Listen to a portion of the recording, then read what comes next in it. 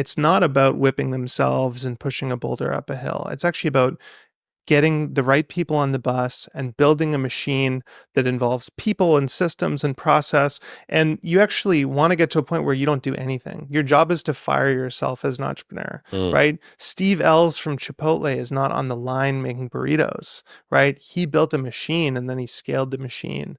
And I think that embracing that laziness is something that a lot of people really struggle with. A lot of people think that they need to whip themselves and Mm. work harder. And I know that was certainly true of me in the early days. I used to think I'm not a good manager of people. I always found that once I was managing about 15 people, I hated it. I hated giving speeches and writing big communique emails and building systems and doing HR. I just never liked that stuff. And I would read book after book after book trying to become a great manager of people.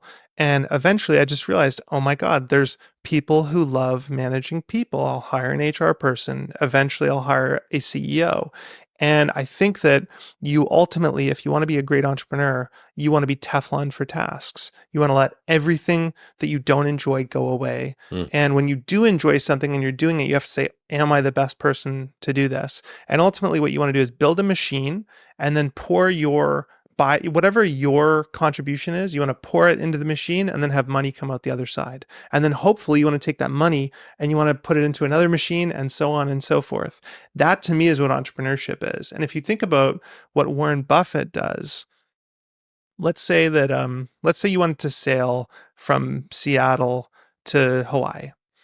Most people go down to the beach with their buddies, they find a bunch of logs, they tie them all together, they build a little sail, and they basically have a little raft and they hope that they drift to Hawaii.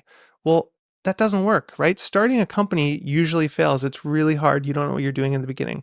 Warren Buffett gets on a cruise ship. He finds a great cruise ship with a great captain. He buys a ticket, a stock certificate. He boards and he just lies in the sun reading the entire time. And when I saw that, I was like, oh my God, this is the laziest, most successful person in the world who has abstracted business away to the most incredible degree. And that to me is the ultimate entrepreneurship, right? I think people think of Warren Buffett as an investor, and it's like, no, no, no, he's an entrepreneur. He's just delegated absolutely everything to the point where he has 500,000 employees and hundreds of companies. Mm.